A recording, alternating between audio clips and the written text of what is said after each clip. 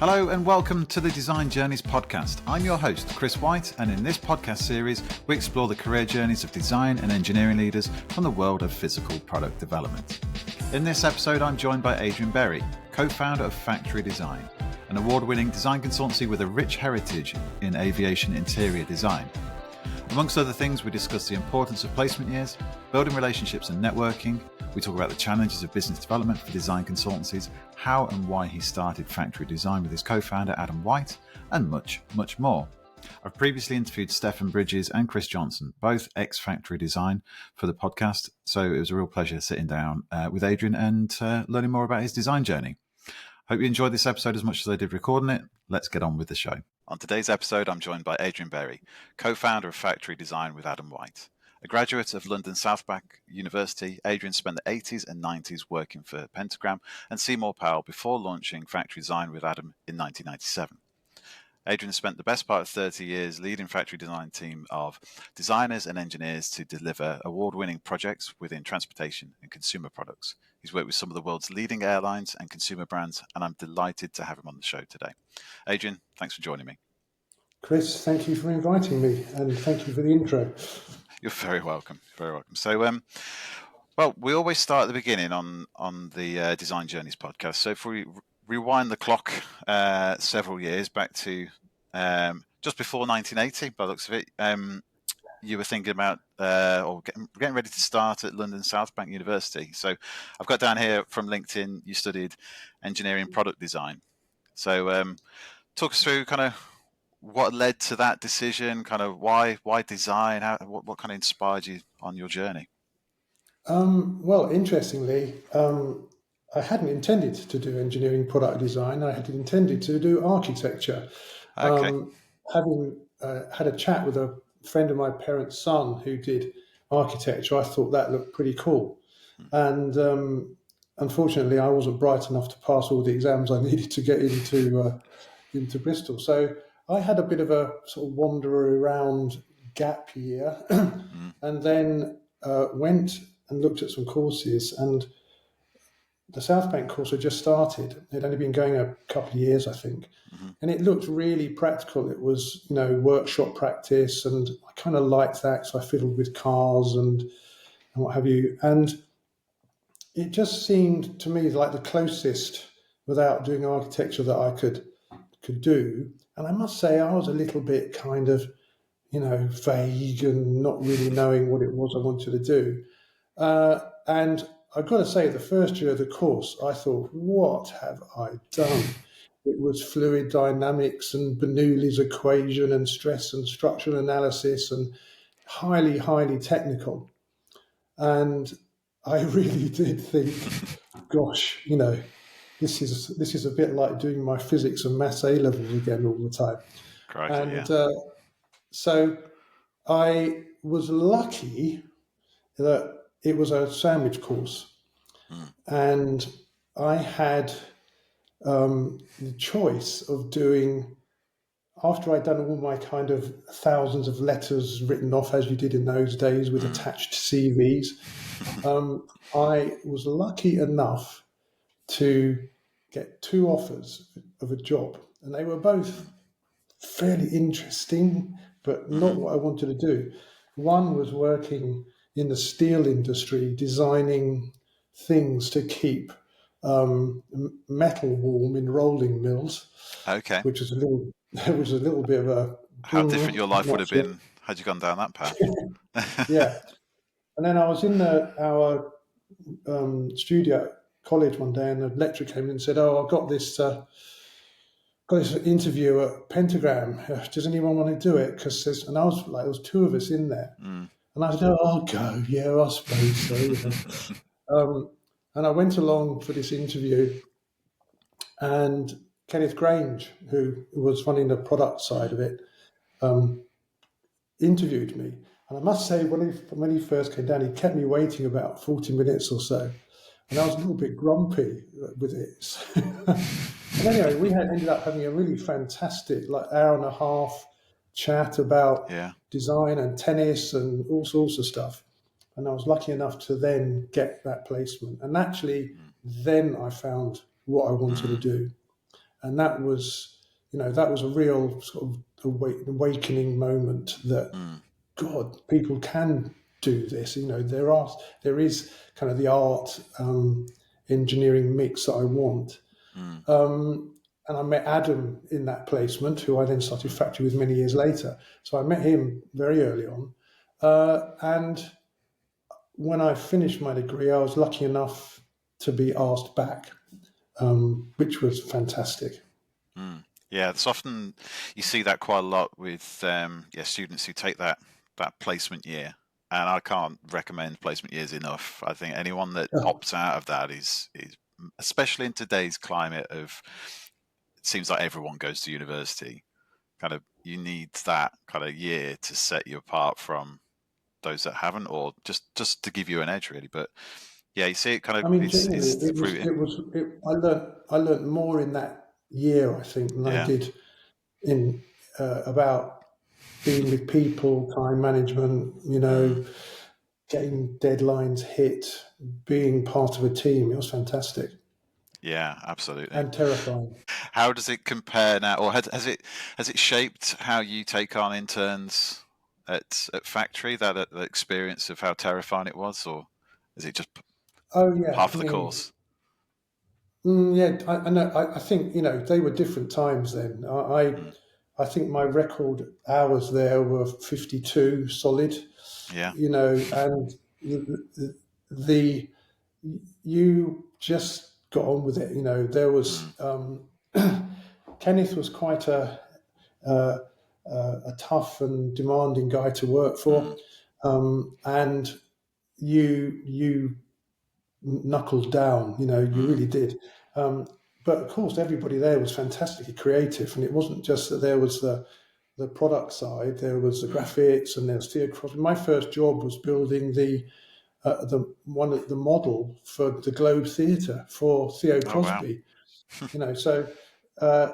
And it was a fantastic apprenticeship. I spent 3 months or so in the workshop making beautiful finished models. So, getting a real appreciation for form and the kind of practicalities of stuff. And it was really hard work. I really did put the effort in my year out. And I think, that's ultimately why you get asked back, because they can see you're trying hard. Absolutely, yeah. There's no free rides, is there? Certainly not these days. So hard work is going to pay off a lot more than talent, in my experience. Because that's what I've always gone through life thinking. Yeah. Wonderful. So yeah, obviously you invited back to Pentagram, and you spent 5 years. Well, you've got 5 years total, I suppose. A year of that was your placement, and then you went back. Part of that was my year out. Yeah. Yeah, but so talk us through some of the things that you learned then, or kind of the biggest lessons you had in that. Is first job, it can be a bit daunting. A lot of people these days, they'll do maybe 18 months in their first job and then move on, because it's like they just take the first thing that comes along. Then, especially today, the panic kind of sets in. But what were some of the biggest kind of takeaways that I guess you took into Seymour Powell in your next role? Well, one of the things about Pentagram, Adam and I've always kind of talked, it's almost like a finishing school. You come out of college and then you're taught how to design. So it made you professional very, very quickly. And, after 3.5 or 4 years there, I thought, there was quite a structure. There was a structure there, and I just thought it's time to move on. And this is where it kind of gets slightly weird, that Adam and I both applied for 2 different jobs at Seymour Powell. Okay. And we both got the jobs at Seymour Powell. So we left Pentagram on the same day and started at Seymour Powell on the same day. I think one of the reasons originally they liked the sort of cut of our jib was because we'd come from this, respected machine, and they knew of Kenneth, and they were very much more, avant-garde's the wrong word, but they were much more sort of studenty. So when we arrived and we went into the studio, it was a very different atmosphere, and it was a lovely atmosphere. And the pressures were different.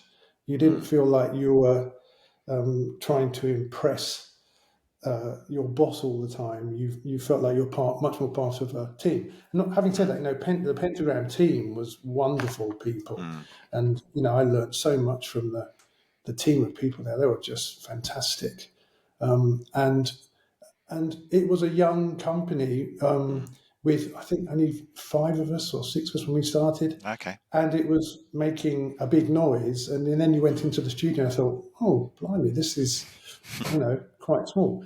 But I, over the years stayed there, and it grew and grew and grew. And two, obviously massively talented people running it.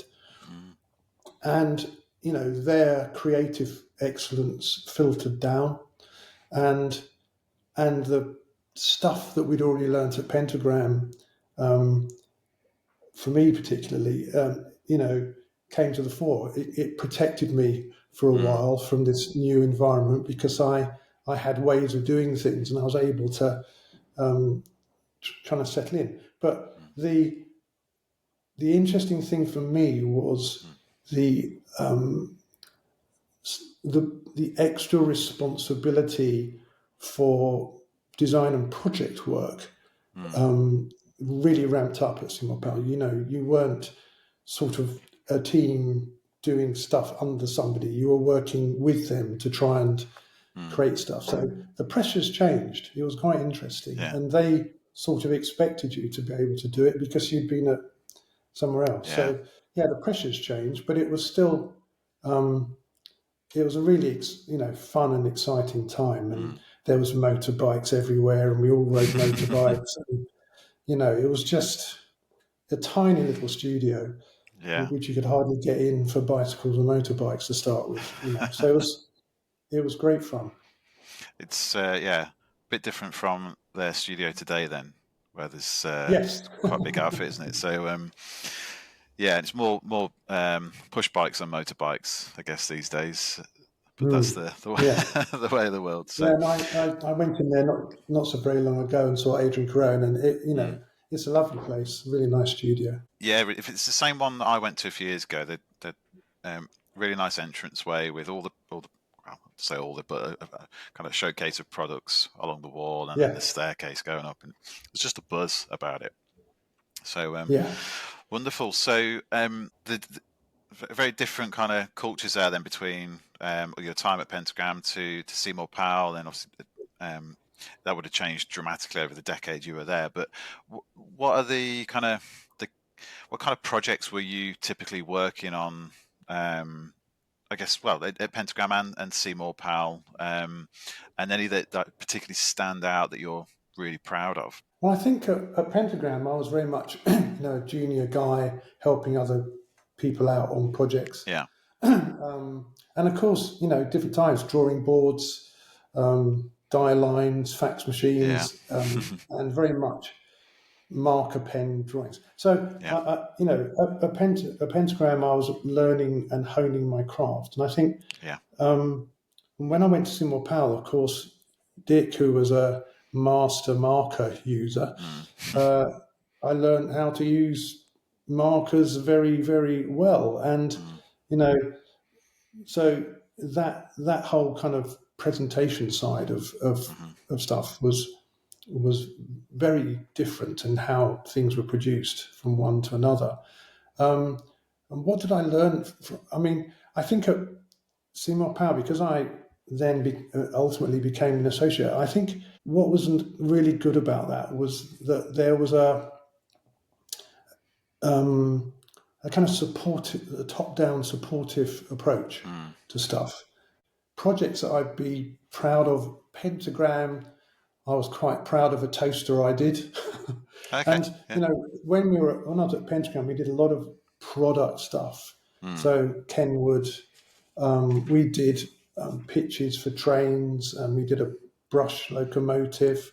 Okay. So I've been very privileged in that wherever I've gone, I seem to have worked on projects ranging from prostate nibblers to, to Concorde. So, there's a whole a whole range, and you become, like a 8-month world expert in them, and then move on. So it's quite an interesting world. So Pentagram was a lot of kind of Kenwood products and domestic stuff for Wilkinson Sword and razors and FMCG. And then at start at Seymour Powell, we were working with Tefal, so I kind of naturally went into Tefal stuff. And then we were working with a company called Technophone, who were probably one of the originators of the mobile phone. Okay. It was still fairly large. And they were bought by Nokia. So for many years, I flew backwards and forwards to Finland. I used to run the Nokia projects. And that was quite interesting because it was about futures and, the world of change. Little did they know. Little did they know in terms of the future of Nokia, yeah. It's and then one day this bloody Apple arrived. But honestly, it is interesting because Nokia was one of those classic, companies that went from relatively small to very big very quickly, and people that you were working with who were kind of fairly minor suddenly became senior vice president of this within about 2 years, because they were the only ones that knew about the history of the company. So there was a huge expansion of growth there, which was quite difficult to deal with because you're always working with different people, to the extent that you became sometimes the people with the knowledge because everybody had moved on. But that was that was great fun, and it was my sort of first experience of traveling regularly and working with different culture, and fantastic, really exciting. Used to love going to Finland, and it was a fast turnover of work, which was brilliant. And then, of course, at Seymour Powell, motorbikes started to come into it, and because of the transportation side, the train people started to come and see us and talk to us about stuff. And we even, looked at airline stuff very, very early on, but that kind of didn't go much further. But it was always, it seemed to be that work seemed to just come in. I know it doesn't do that, but it was a sort of self-generating thing. And it was a very busy and vibrant and fast-moving environment, which was great. What was whether you had any kind of exposure to this or not, but what was how was the business generated back then? Because obviously you're working with some big brands. There's some big case studies you can talk about, and Nokia at the time was huge, wasn't it? Oh, Nokia was huge, and that it's one of those things, isn't it? It's lots of business comes from unexpected places. So the fact that Seymour Powell were working with Technophone, and Technophone were bought, they then were suddenly subsumed into the Nokia fold. And then, of course, it's about taking your opportunity. So they would say, "Oh no, we'd love you to work on stuff," and then you just had to do good stuff. And let them know that you were on it, so that then you'd continue to be able to work with them. And then can we negotiate a retainer? Retainers, very rarely do you get retainers now, but to have that sort of solid base made a huge difference. Work was word of mouth. It was working hard from within organizations, doing a good job, trying to get the next project. I mean, it's much easier to get work with people you're working with than new work. It's always the case. And at Pentagram, Kenneth was design director of particular companies at board level. So there was he had very cleverly, and I guess because of the early nature of the industry, had worked himself into positions of power is probably the wrong way, but influence within within organisations that enabled him to prophetise about design, which was brilliant. And Absolutely, yeah. obviously, Rich and Dick were great publicists. That we were always doing projects for PR, the bicycle wheel, the bike, there's this, so, and trying to keep the names in the press. And I think probably from Seymour Powell, we learnt the value of trying to do things like that, which was just about keeping your name there, even if if you could do a project that was interesting, that was self-generated, Yeah. then you could usefully target that at particular magazines and things, and people would pick up on it. Yeah, brilliant. So, and I guess really not much has changed these days, has it? There's more technology. Obviously, Design Week isn't a thing anymore, but you do a good job, kind of for the right people. You ask for referrals, you get word of mouth. You can ask for referrals on LinkedIn and kind of different technology places now, but ultimately going out to networking events and just doing a good job. It is, Still and of applies. course, part of that is, particularly with the airline work, is being able, hopefully, to get onto the pitch process, because it's become more architectural in that regard. And it's it is. I mean, we will still do cold call stuff, and it's a continuous, as you all know, because it's a continuous process of hello, how are you, and it's quite demoralizing sometimes, and every now and then you get a win and you think, oh, it's all worth it. So it's I mean, it really is. It's a if you approach 10, you might get 2 type thing, and that's even quite a good hit. That's a really good hit. Yeah, I mean, I love and loathe cold calling in equal measure. I think because, like you say, you could call 100 people, and maybe 10 will pick up, and you've got to have that pitch absolutely nailed. And when it comes off, and when you get that meeting, it's absolutely buzzing. But a lot of the times, it's timing, isn't it? You're calling someone out of the blue. They might not have a project. It's like how good are your leads? So, but It's part of the completely pot course. luck. It really is. Yeah. That sort of stuff. I mean, we never used actually we did a couple of times try, cold calling type companies, but you need to, have your personality, I think, talking to them. It's all, people, I think, work with you because they can see you can do the work, and then you've got to have a potential to get on with them, because you're going to be working, product design projects. You could be working with them for 2 years on quite tense situations. So you've got to kind of want to do it with them. Yeah. Yeah. You've got to. Yeah. I think your prospect has got to have faith that you can deliver, and that if it's just someone reading from a script, it's just not going to work, is it? And I also, guess. I was going to say that that there are other companies who can do what you do and are and good. It's the competitive world we live in.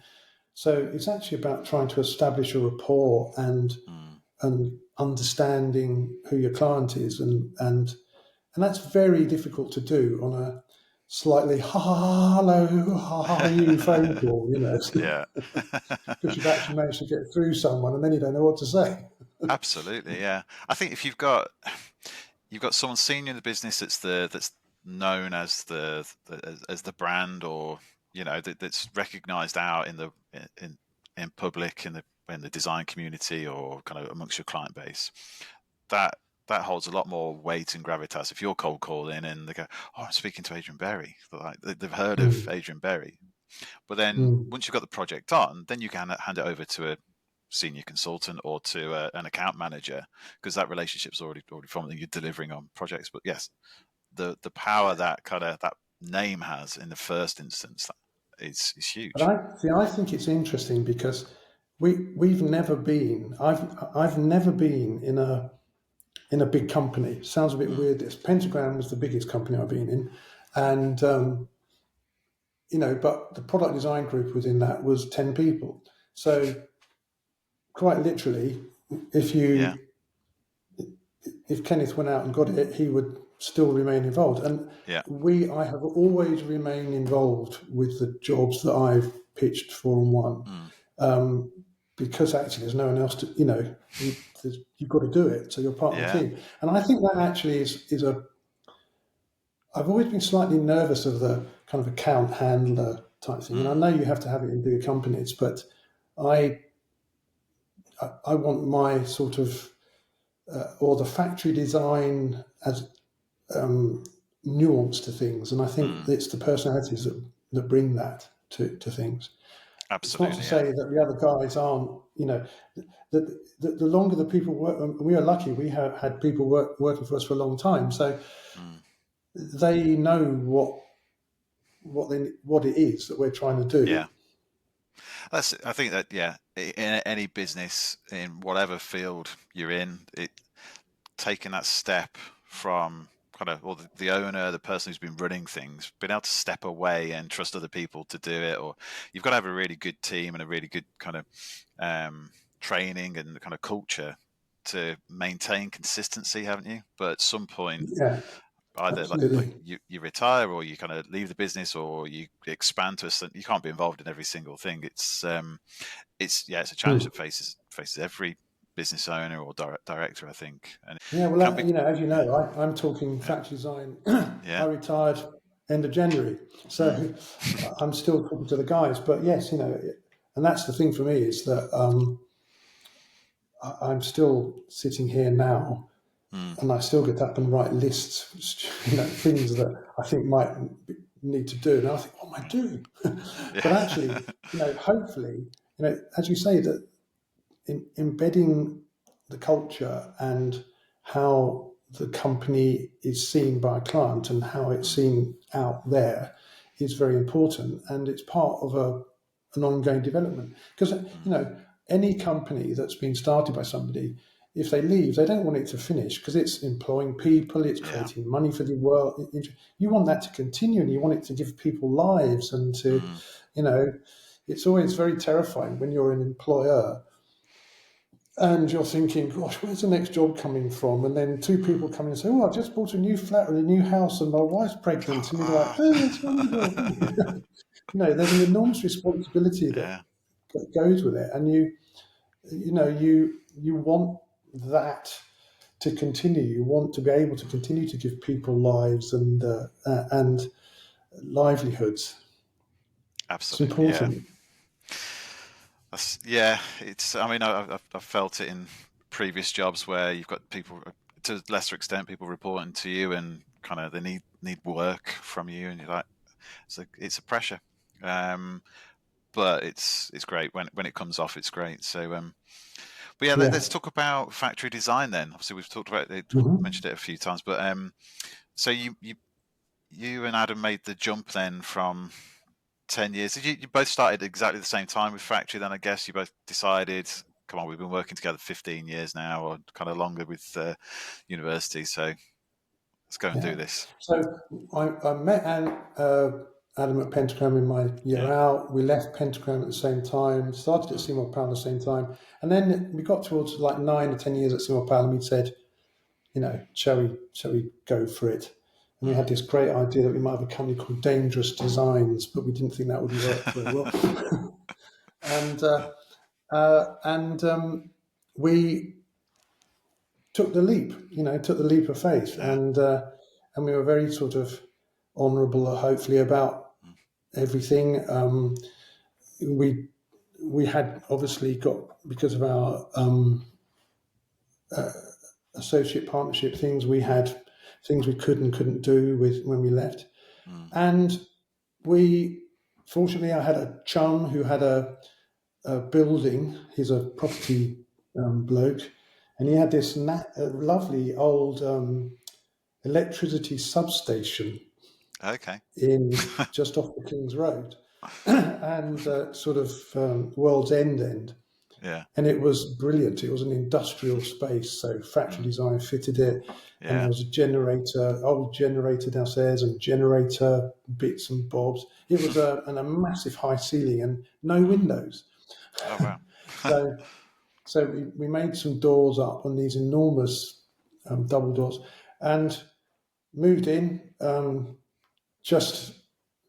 We painted everything ourselves. It's just the two of us, and we sat down on the first day, January it was, 97, and we went, what have we done? What have we done? Yeah. But we had, it was great fun, and it was actually lovely having somebody else to talk to. And we used to sit opposite each other, and when we were quiet, we used to play asteroids. And but we just went out and about and pushed and spoke to and followed up and blah, blah, blah. And in the days when actually, it's going to sound mad this, but if we went to give a presentation we had motorbikes. Yeah. I was the one with the tank bag, and I used to put our projector with the slides in. Wow. And then when we got there, of course, they'd all moved, so we had to spend ages because of the vibration of the journey. Yeah. So we just pushed and pushed and pushed, and the work, nothing happened for really 6 months. We were surviving on savings and what have you, and then some bits started to come in. Invoice 101, as you were chatting about earlier. Yeah. So it was. And then suddenly we started to think, oh, this is happening. And I pursued British Airways quite hard, almost embarrassingly so. And then the lovely guys there finally said, oh, come and see us. We went to see them. And long story short, we were asked to do some work pitching for what was then their first class product. And we didn't get it, and we were like, oh, that's surreal. I thought that was it. This was our moment. What are we going to do? What are we going to do? And then they rang 3 days later and said, basically on our tick list of requirements, you've come bottom on everything, but we thought you were the most creative. We were just started, there were only two of us, no track record, but we thought you were really creative, and we'd like you to work on Concorde. And we went, I genuinely thought it was someone taking the mickey. And and actually, so that's what it turned out, that we had got to do Concorde, which was our start. That's an amazing failure story, isn't it? Going from the absolute bottom of all the requirements we have, you were terrible, but here's Concorde. That's amazing. And I think that was that thing of rapport, and we're still friends with the guys that we worked with at British Airways now. And it was a blast, and we were learning so fast. And of course, suddenly we went from not twiddling our thumbs, but really working hard to get money in, to having to suddenly employ somebody. Yeah. And I can't tell you that the responsibility that we felt for that, and that was Stefan, who you interviewed recently, Stefan Bridges, who's now at Red Bull. And I remember this guy came into our cavernous, dark studio. I don't know what he thought he was coming to. And we interviewed him, and we said, oh, we'd like to offer you the job. And he went, and he lived in Colchester, I think, at the time. Yeah. And he said yes, and we were thinking, oh my God, this person is uprooting their lives to come and work for us. Yeah. We have now got to look after him. And it suddenly you went from two guys having a go to actually this is serious now. Scary times. And of course, Stefan proved to be an absolute godsend. He worked on Concorde with us, and he was just a great guy. Yeah, and he said when I spoke to him, he'd seen a publication or an advert that you'd put into, or it might have just been a story really that you put into Design Week, and that's what prompted him to post off his CV and portfolio to you. Well, when Design Week was a magazine, it was very very much everyone read Design Week. It was like the sun of design almost. You had to have a kind of read of it. And we used it a few times to get people in, but by writing open letters, usually, Okay. or things like that. I know that when we'd been going a few years, we desperately wanted to get some female designers in, and we rang and spoke to Linda at Design and said, "Are we able to say we want female designers, please? Is it possible? You know?" Yeah. And she said, "No, but what you could possibly do is, write an article about the lack of female designers that you see in the product world." And we finished it with a sort of, isn't it very difficult? A nest of course, different. And then we got inundated with stuff. So it was a great kind of publication for seeing what was on and what was happening. And like Stefan, people read it and used it. So obviously Design Week is finished now. Is there anything that's, in your view, kind of replaced it for that kind of purpose? Because obviously you've recruited people over the years, different. If I'm honest, no. I think I can't really. I mean, I can't really think of anything because it's that format thing. It's all very well if you look at your laptop at stuff coming in, but if there's two or three of those magazines knocking around the studio, everybody picks them up, and you have a collective chat about them, not a focused screen viewing of your individual version of it. So you would say, "What did you see the blah blah?" And it's that kind of community thing that it engendered in studios. Yeah, it's such a shame, isn't it? But like you say, you can have those newsletters and email things kind of pop in, but they're so disposable and forgettable that no one gets to the end of the newsletter, do they? No, it's sad to say. No, they don't. And of course, everyone invests time and effort in doing them.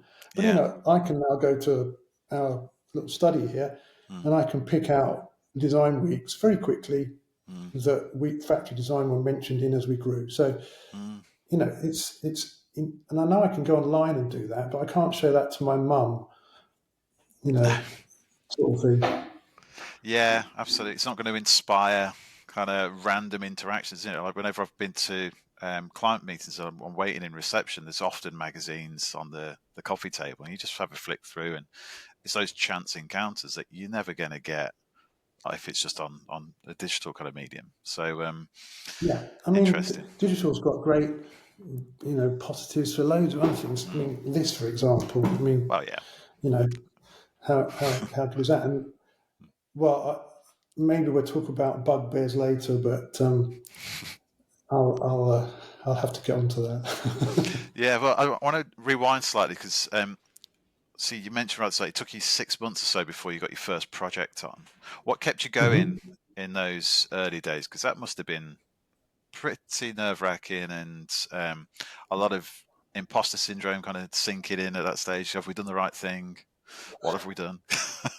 That's a very good description of it. I think that follows you through life. Well, we had put savings aside. We saved up, and it was I just had a new young family, so I had a massively supportive and wonderful wife who just went, "Oh, go for it." Yeah. You need that support network around you, of course. No, it was really very difficult, and we survived on, as I say, savings, and every tiniest little bit that came in went back to buying another little bit of equipment. And we kind of set ourselves a timeline that we could survive for, and when we might be able to start taking some money back out. Yeah. But those were usually piddling little sums. But it was just a kind of just to make you feel a little bit better about the fact that you had earned some money from it. Yeah. And then suddenly things, started to snowball. And because there was just the two of us right at the very start, before anything that was potentially a profit was shared between us. But of course, as you get bigger, it dissipates more. So it was hard work, and it was just push, going out, visiting, writing articles, doing all that sort of stuff to try and get ourselves on the frame. And actually, of course, using our backgrounds, where we'd come from, because we were fantastically experienced designers who you just had to prove that you were fantastically experienced designers and could do a job for somebody. But because they were a little bit nervous of you having just started, and would you be able to keep going? And they were all it was kind of hard work. And then we started to get, after a year and a bit of going, suddenly we were freed of various contractual things, and people started to approach us, which was lovely. Little tiny projects came in, and I mean, one of the jobs that kept us going was actually from Therefore Design. I used to work with Graham. Ladham and I worked with Graham and Patrick at Seymour Powell, and they wanted some help on a project. So we weren't expecting that at all, and that was one of the little projects that kept the wolf from the door. So I'm always kind of eternally grateful to them that they, they were kind enough and not sort of, closed down to using people they used to work with. Yeah, in some respects, that was a lifesaver one. That's brilliant. I mean, I often talk about how small the design world is, because everyone knows each other, or people know people who know people, and even kind of internationally, it's really small. But when it's actually a really big world when it comes to business. There's plenty to go around, isn't there? So my experience over the last 10 years of working with design consultants is that, generally speaking, everyone's lovely and they'll help people out, and you just kind of, that experience you've had there is kind of testament to that, really. So that's wonderful. Well, I think also, I agree with you. I was chatting about this with someone the other day. I went to a design dinner that Linda Ruff Knight does, who used to do Design Week. And we were just saying that generally everyone I've met in design has been a nice person. And of course, we're all a little bit more cutthroat when it comes to business, but I still think there's a sort of gentility to it. I don't know quite how to describe it, but it's they're nice people. Absolutely, there's a respect, isn't there? 'Cause especially amongst the kind of the founder community, it's like putting your life on the line, putting your mortgage on the line to go out and do it. There's big respect for that. So well, Chris, I mean, you're experiencing it now, and it's it's an exciting, and I guess it's just a journey into the unknown. But you know, and I know you are good at what you do. You just have to have the faith that because you're good at what you do, it will happen, and it does. It's just much harder work, than you think to start with, and then suddenly you get a sort of momentum. But honestly, I mean, I genuinely mean this. Even when we were busy, we were always 3 months away from the next job.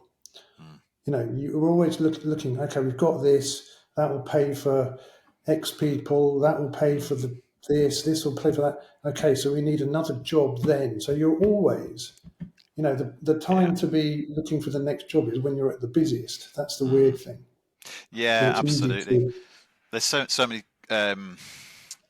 correlations between kind of design consultancy and recruitment consultancy in terms of how the projects are phased, and you've always got to be kind of thinking, when's the next project coming, and otherwise you end up just doing a roller coaster of peaks and troughs of busy and quiet, and you just got to keep momentum going, which is a tricky thing to do when you've got a client that's either paying you or kind of is going to pay you for a project, but Yeah.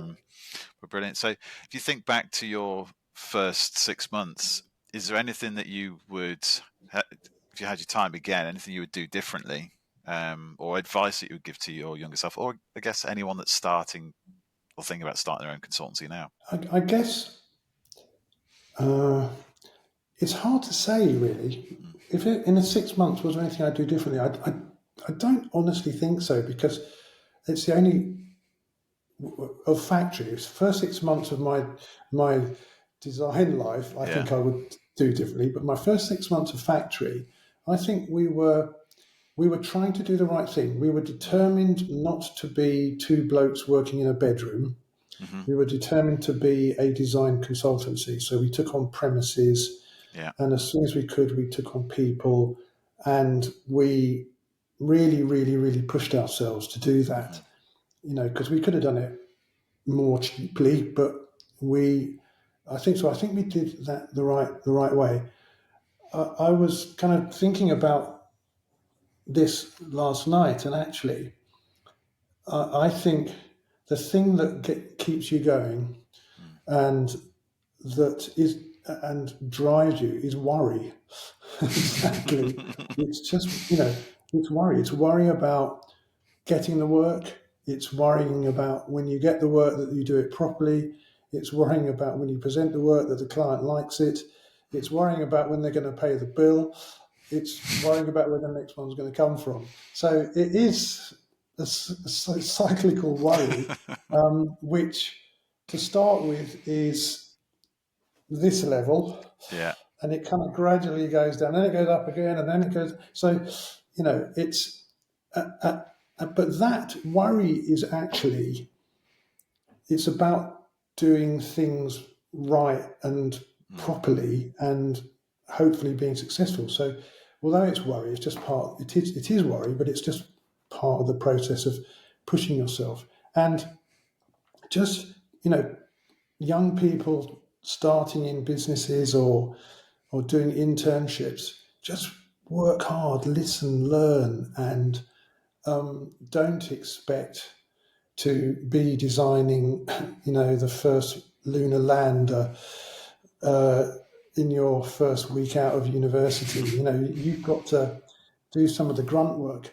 And the difference now, of course, is that the technology is so different. The CAD and the visualization techniques and everything. But ultimately, design is about thinking about a good solution. So, young people keep thinking about good solutions and not great visuals, and just try and learn. Be prepared. If in some cases, when I said Pentagram earlier was like a finishing school, it really was, because sometimes in some of the contracts, it's like, we expect you to leave after 3 years. Really? It was actually, it was very much seen as they wanted new people coming in. And for you, 3 years was good enough time for you to go and move on. So, be prepared to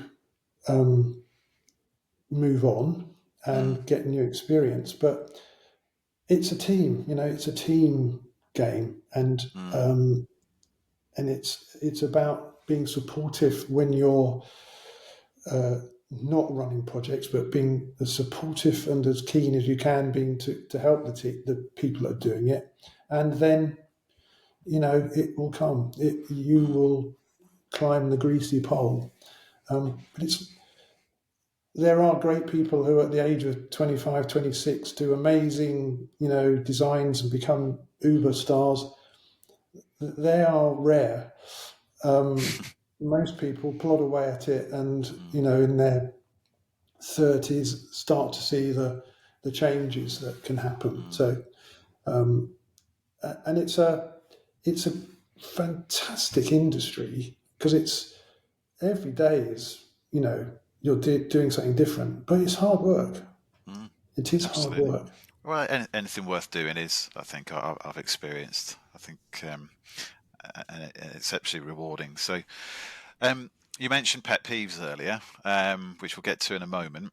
But in terms of things that really stand out for you today, or kind of in recent years, in terms of what have been some of the best things people have done to get your attention if they wanted to join Factory, or how have people stood out for you recently?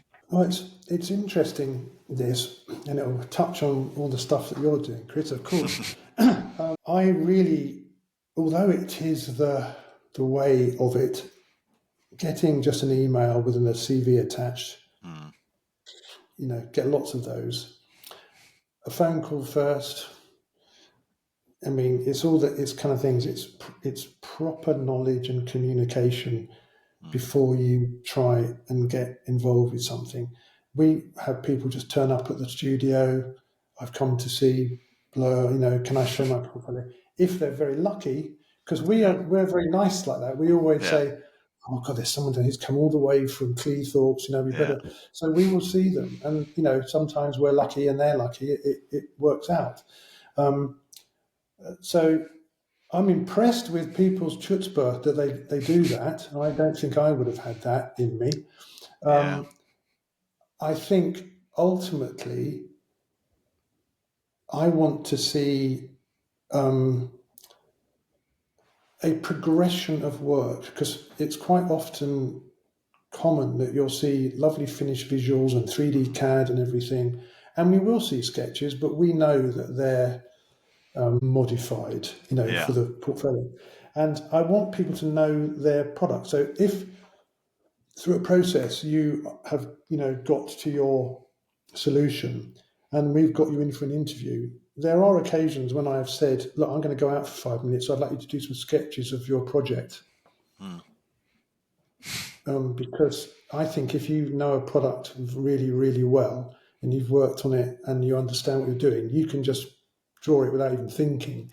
Even if you can't draw very well, which I just think that having the understanding of how people have got through to their end decision is very useful.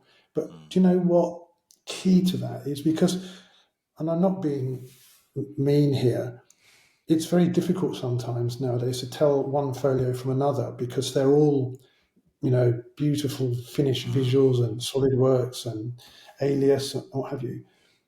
It's about how you come across and your interest in the company you're going to see and the rapport you have, how you are as a team member. Because there will be fantastic individuals, and yes, sometimes you're lucky to get them, but sometimes they can disrupt a team more than somebody who's maybe not such a fantastic designer, but actually knows how to work within a team and actually be prepared for that you need to work in a team with people. Absolutely, that's great. And I totally agree with the don't just show renders. That's you've got to show you're working, like your maths teachers would have said. Kind of let's show how did you get to it. Let's see some sketching, no matter how rough it is. Want to see your research. And see kind of the thing. I also don't want to see 17 projects. I want to see 2 or 3 that are meaningful to you and that you can fully explain. And I know, of course, folio advice will be take along all your mathematics, how you worked out the injection mold things. We can see if you understand stuff relatively quickly. So I don't need to know how you worked out the shot weight of the mold tool coming in. I just want to see where you started and how you got to the end. Yeah, that's fantastic advice. So pet peeves then. What's you mentioned that earlier? Oh God, how long have we got? Well, we've got about 5 minutes left, I think. But okay. My most recent pet peeve is, and I think it's just a symptom of COVID and a symptom of how we now kind of communicate, is people not being in the studio. I think for young designers and for interns and students and everything, that you learn so much just sitting in a studio, listening to the banter, listening to the conversations, watching people presenting stuff, sitting at your desk and maybe me coming over or whoever's there saying, do you know, if you do it like this, it will take you half the time and it will do this. And or if you do that, you can do this. You know, those little, what we call them sort of roll back chair moments, when you kind of push your chair back and go, can you come and have a look at this? You know, during lockdown, when we were doing projects, sometimes it can take an hour to do a sketch, do something, send it off to someone, come back, discuss it. 2 minutes in the studio, it's so I understand that you know, there's much more flexibility in working now, but I think it's key to have at least 3 core days when you're all together and you build a community. You build the emotional heart of the company doing that.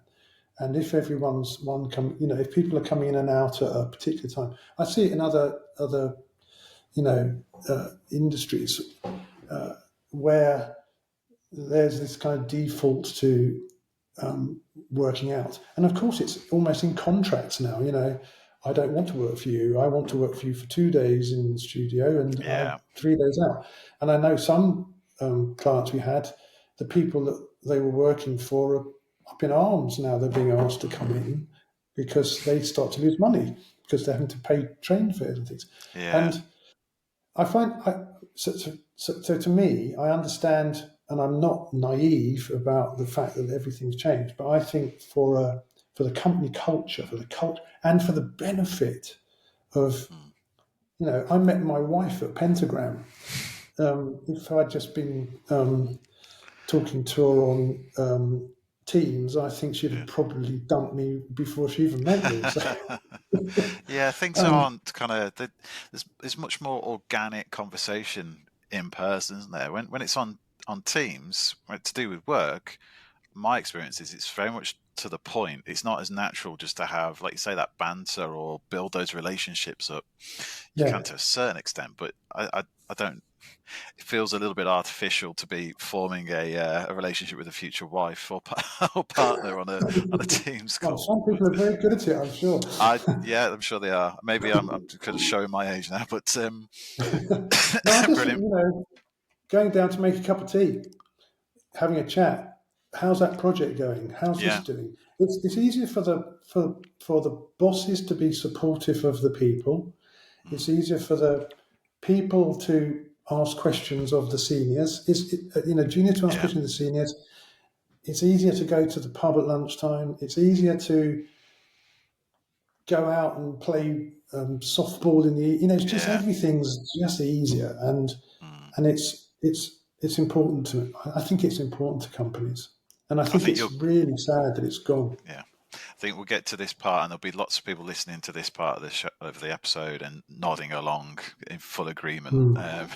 If this is a live show, we'd have people stand up clapping. I think because that's going to resonate with with a lot of listeners. So I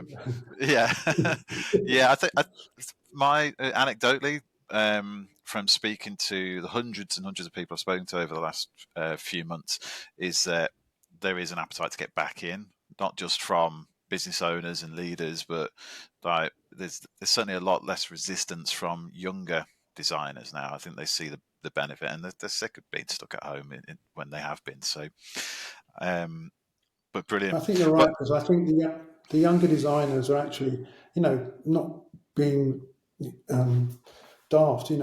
Quite a lot of them, the younger people, are coming up to have moved into London's first job. They're probably living in a room in a house. Who wants to sit, in the same place all day long, somewhere where you can go into a studio and actually see people and have a bit of a laugh? Absolutely. So, well, look, we got to wrap it up shortly, but I love that, and that definitely is going to resonate with a lot of people. So, just quick fire, kind of just to wrap things up. Okay. So, I always ask people what their favourite book or podcast is that they're into at the moment. Well, my favourite podcast at the moment is I'm not going to tell you, but I've been listening to Old Harry's Game on BBC Sounds, which is a comedy thing. Okay. But I think the one that I have listened to, because it's so dense and so full of technical information, there are two of them. It's by Kevin Fong. It's 13 Minutes to the Moon. Okay, yeah. And that's about the Apollo moon landings, the first tranche of episodes, and the second one is about Apollo 13. But it's actually talking to the people involved, and Oh, wow. it gets really dweeby and technical. I kind of love it. Yeah. That's super niche, isn't it, in terms of a podcast? But that sounds fascinating. I'll definitely check that out. And the book I'm reading at the moment is Jeremy Bowen's The Modern Middle East, which is fascinating. People tend to, at this stage, people tend to feel obliged to mention a design book or something like that. But I love that you've just gone with your favourite book, so the one that you're reading. Sadly, I mean, I don't really read a lot of design books. I used to, but now I've kind of gone into the I've been drawn into the historical side of podcasts. You're Dead to Me, Things We Forgot to Remember, and things like that. So just kind of historical stuff. Yeah. That's brilliant. I mean, I was rubbish at history at school. I didn't pay any attention whatsoever. But as I get older, that stuff's actually really fascinating. I think I just didn't have the right teacher. So you know, you're getting older, I'm getting older, and actually these things become more interesting. You find yourself saying things you never thought you'd say.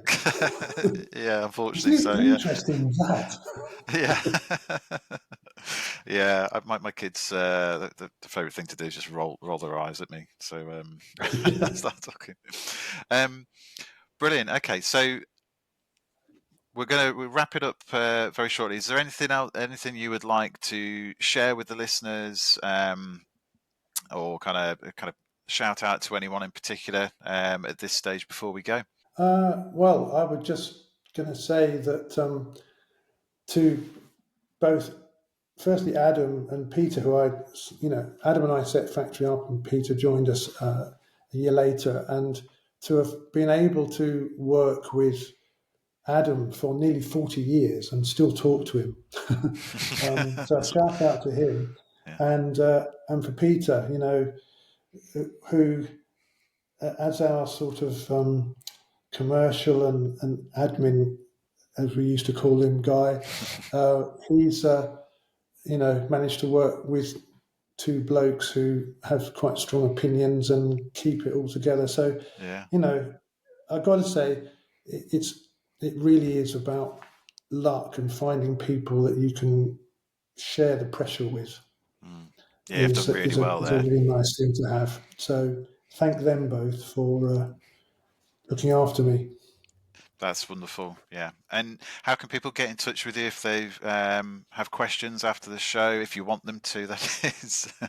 Getting inundated with... I guess probably the easiest way is via LinkedIn. Yeah. Well, I'll share your... obviously, when we do the promo for this, I'll share your LinkedIn page and everything so people can kind of find you out. And obviously, I'll share a link to Factory as well. I warn you. Yeah, you have to filter through all the angry people about how dare you expect us to come back into the office and turn up and show your portfolio in person. But wonderful, Adrian. It's been really nice talking to you. I really appreciate you spending the time with me this morning. And well, thank you, Chris. It's been fun. Thank you for listening. I hope you really enjoyed this episode, and if you did, please like and subscribe and tell all of your friends. In the meantime, just a quick note from me. In addition to hosting this podcast, I'm also the founder of Kodu, a specialist recruitment business focused exclusively on physical product development. For a little over a decade now, I've worked exclusively within physical product design and engineering, helping startups and established brands hire mechanical design and development talent from mid-weight up to C-suite. I've worked in consumer electronics, e-bikes, femtech, medical devices, design consultancy, basically user-focused stuff. And it's the wonderful people I've met over the years that have inspired me to create this podcast. If you'd like to learn more about Kodu and how we work, please head over to teamkodu.com or message me, Chris Whyte, on LinkedIn. Thanks again for listening.